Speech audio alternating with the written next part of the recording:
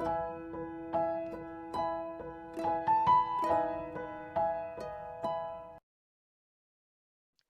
राम भाइयों, नैन studio Haryana gold channel और मैं आपका भाई राजेश नैन। और भाइयों, आज है 26 फरवरी, जन्म जयंती है सरस्वती पुत्र दंगली गायक बाबूराम दहिया जी की। भाइयों, हरियाणा की लोक संस्कृति का प्रचार प्रसार हरियाणा के लेखक, लोक कवि, कलाकारों ने करे। हजारों लोक कवि, कलाकार, लेखक, कवि हरियाणा की माटी में जन्मे। और भाइयों, किसी की लोकप्रियता ज्यादा रही तो किसी की कम, लेकिन सबका अपना एक स्थान है। और उन्हीं कलाकारों में एक कलाकार जन्मे, बाबूराम दहिया जी, जिन्होंने अपनी दंगली आवाज, मीठे स्वर से इस हरियाणी संस्कृति को देश और प्रदेश में प्रसार करे। भाइयों, माशे जियों का जन्म सोनीपत के गांव लालपुर में होया 26 फरवरी 1958 को। इनके पिताजी श्री फतेह सिंह जी, और भाइयों, गायन विद्या इनको विरासत में मिली थी। इनके पिताजी भी गाया करते हैं। परिवार में 11 भाई बहन थे ये, और माशे जी चौथे नंबर पर बड़े थे। पढ़ाई लिखाई में रुचि बहुत कम रही और चौथी क्लास से पढ़ाई छोड़ दी थी इन्होंने, और स्वतंत्र रूप से गायन कला में आ गए थे। भाइयों, लालपुर में ही माशे जियों के साथ माशे पालेराम जी भी, जो गाने का शौक रखते थे बचपन से ही, और इनके दोनों के प्रारंभिक गुरु श्री फतेह सिंह जी रहे। बीच बीच में प्रोग्राम होते थे भाइयों, बाबा बलवीर गंदरवाल जी वो लालपुर आया करते, और दोनों की गायन कला में रुचि देख के फतेह सिंह जी ने दोनों को बाबा बलवीर गंदरवाल जी को सौंप दिया। 1968 या 69 की घटना रही होगी। उसके बाद ये दोनों गाने में उनके साथ हो लिए और उनसे शिक्षा लेने लगे थे। बाबा बलवीर सिंह गंदरवाल जी के साथ माशे पालेराम जी, बाबूराम दहिया जी, चांद सिंह सांपड़ा, महेंद्र सिंह रोहद, राज सिंह, राजेंद्र सिंह निंदाना, ये इनके शिष्य रहे। भाइयों, वैसे इनके और भी बहुत शिष्य रहे, ये बड़े प्रमुख रहे। बाबा बलवीर जी के साथ कहीं मेले हुए, खेल हुए, वहाँ पे उनके साथ जाते, गाते, भजन, रागनी और रुचि बढ़ी।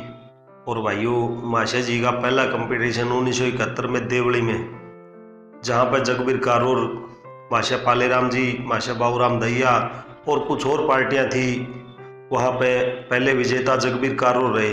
भाइयों, बहुत अच्छे उम्दा कलाकार रहे जगबीर कारोर। और बात करें हरियाणा में गढ़वा बैंजो के दौर की, तो शुरुआती कलाकार यही है, बाबूराम दहिया जी, पालेराम जी, जगबीर कारोर, और भी कई नाम है। भाइयों, उसके कुछ साल बाद राजकिशन जी आए थे, और लगभग 2 साल बाद फिर मास्टर जी आए थे रागनी गाने में। और बाद का इतिहास आपको पता ही है, रणबीर बड़वासनिया, राजेंद्र खरगिया, अब तो कलाकार बहुत हो गए। लेकिन ये बिल्कुल शुरुआती दौर था, और उस समय विजेता रहे थे पहले नंबर पर जगबीर कारोर जी।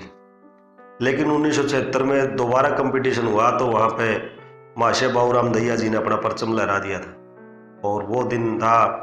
और उसके बाद माशे जी ने कभी पीछे मुड़ के नहीं देखा, हमेशा परचम लहराते रहे। बहुत कंपटीशन जीते, पहले नंबर पे भी रहे, अवार्ड भी जीते।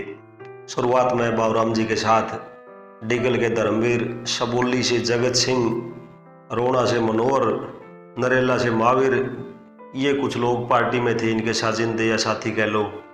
और भाइयों, लगभग 40 साल पहले इस हरियाणवी संस्कृति का प्रसार हुआ, कैसेट कंपनियों का दौर आया। माशे जी ने लगभग हर कैसेट कंपनी में गाया। शुरुआत की मान लो आप सपना कैसेट, चाचा भतीजा, फौजी कैसेट, मैना, मैक्स, और भाइयों जगदीश कैसेट, लगभग हर कैसेट कंपनी में गाया भाइयों।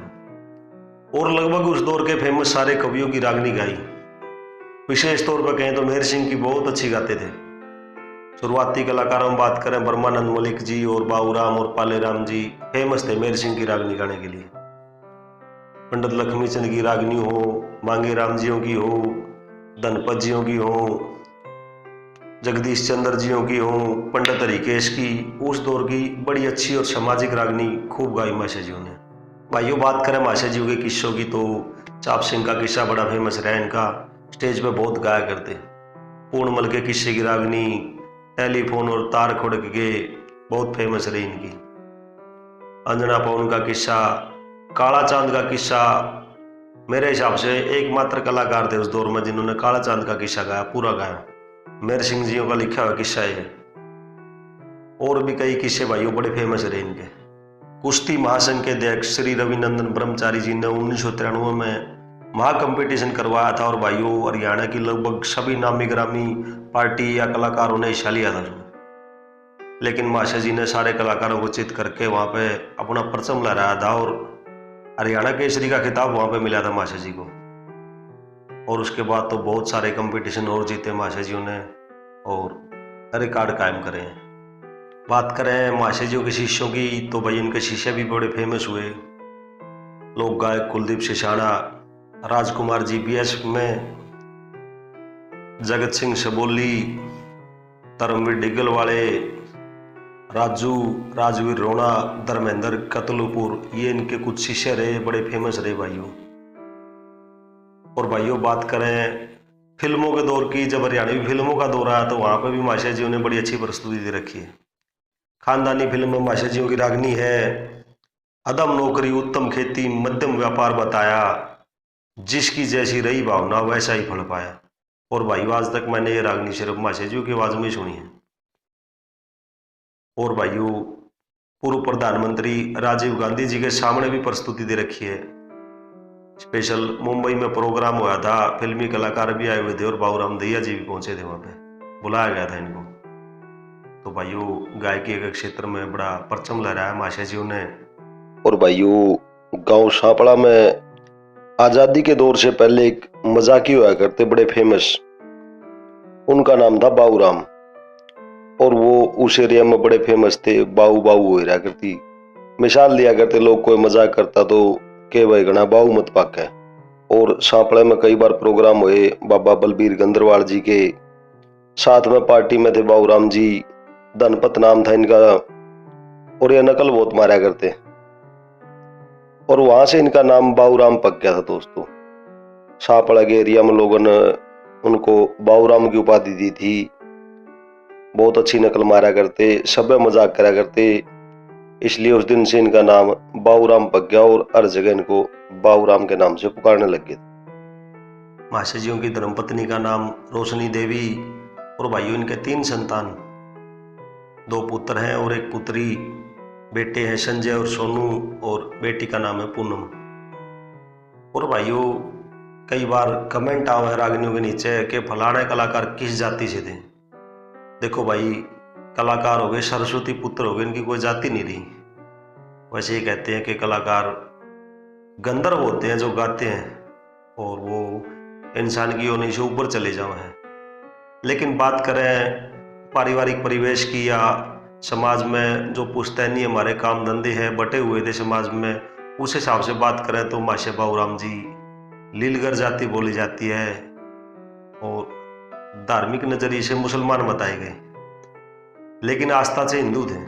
ना इन्होंने कभी नमाज वगैरह पढ़ी, ना कभी रोजे रखे, मंदिर भी जाया करते, गुरु भी पूजा करते, सरस्वती भी पूजा करते और राम राम भी बड़े चाव से करा करते। यहाँ तक कि इन्होंने वो किस्से गाए तो शायद विवादित ही रहे हों। चाप सिंह का भी गाया,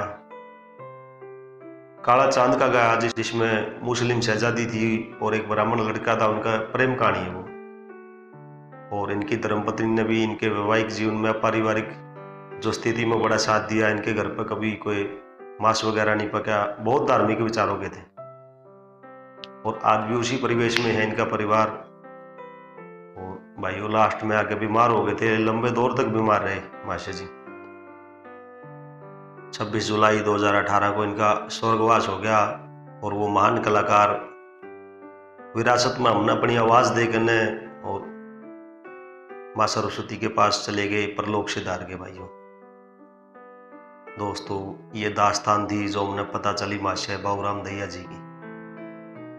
आज अफसोस होता है हमारे लोक कलाकार जो हमारे लिए इतना कुछ करके गए, संस्कृति के लिए इतना कुछ करके गा के गए, मेहनत करी। उस समय तो लिखित में रागनी भी नहीं थी, याद करते थे, 1-1, 2-2 रुपए के नाम हुआ करते। रातों को पैदल चल के 20-20, 30-30 कोस तक, 50 कोस तक प्रोग्राम करा करते, सुनाया करते, मनोरंजन करते थे, जिसमें मनोरंजन का कोई साधन नहीं था। ये कलाकार फ्री में मनोरंजन करा लोगों का और बड़ी अच्छी भावना से करा। लुगाई भी सुना करती, बालक भी सुनते थे, बुजुर्ग भी सुनते थे। और ये एक ऐसी प्रणाली है भाइयों बाबूराम जी की या बाबा बलवीर गंदरवाल जी की, इन्होंने कभी फोड़ नहीं गाया स्टेज पे महिलाओं के साथ ऊपरा तली गंदा गाना इन्होंने कभी नहीं गाया। और भाइयों बहुत कम कलाकार मिलेंगे ऐसे जो पढ़ नहीं भागे, जैसे मास्टर सतबीर जी थे, बाबूराम जी, माशा पाले राम जी गा रहे हैं आज तक। तो धन्य है ये हरियाणा धरती, धन्य है हम लोग जो हमने ऐसे ऐसे महापुरुष ऐसे कलाकार मिले विरासत में और हम उनको सुनते हैं कुछ सीखते हैं। भाइयों ये जानकारी सौजन्य से भाई अमित शिवाहा गांव में इनका, जिनके पास संस्कृति प्रेमी हैं, संस्कृति अध्ययन में लगे रहते हैं और बहुत मेहनत कर रहे हैं, उनसे संपर्क किया था। उन्होंने तमाम जानकारी माशे जियों के बारे में उपलब्ध करवाई थी।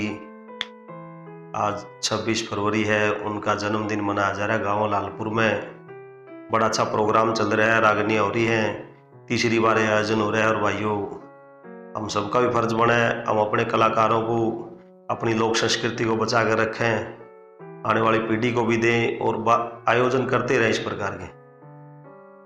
और बड़ी शर्म आती है, सरकारों को ले लो, प्रशासन को ले लो, हमारे जनप्रतिनिधियों को ले लो, या जो कैसेट कंपनी जिन्होंने आज तक कमाया ही कमाया है, इन कलाकारों का मिसयूज ही करा है, या यूं कह के लास्ट में आकर तो संस्कृति को खराब हो गया है। लेकिन ये किसी कलाकार को सम्मान नहीं देते, किसी कवि का सम्मान नहीं करते, उनके लिए कोई आयोजन नहीं करते, उनके लिए कोई प्रकाशन नहीं करवाते। लेकिन धन्यवाद भाई जो निस्वार्थ सेवा कर रहे हैं संस्कृति के लिए, इस प्रकार के आयोजन करवा रहे हैं, इस प्रकार के तथ्य जुटा रहे हैं और कवियों को कलाकारों को सम्मान के रूप में ये जानकारी इकट्ठा कर रहे हैं और आप तक हम तक पहुंचा रहे हैं। उनका बहुत बहुत धन्यवाद भाइयों। और भाइयों आपकी जानकारी के लिए बता दें, भाई अमित एक पुस्तक के प्रकाशन में लगे हैं, राजकिशन जी की जीवनी लिख रहे हैं आजकल, और जितना भी समय लगेगा कोशिश है उनकी जल्द प्रकाशित करवाने की। वो पुस्तक आपके बीच में होगी बहुत जल्द भाइयों, और जैसे ही प्रकाशन पूरा हो जाएगा आपको सूचित करेंगे। तो जुड़े रहो दोस्तों। जय हिंद दोस्तों।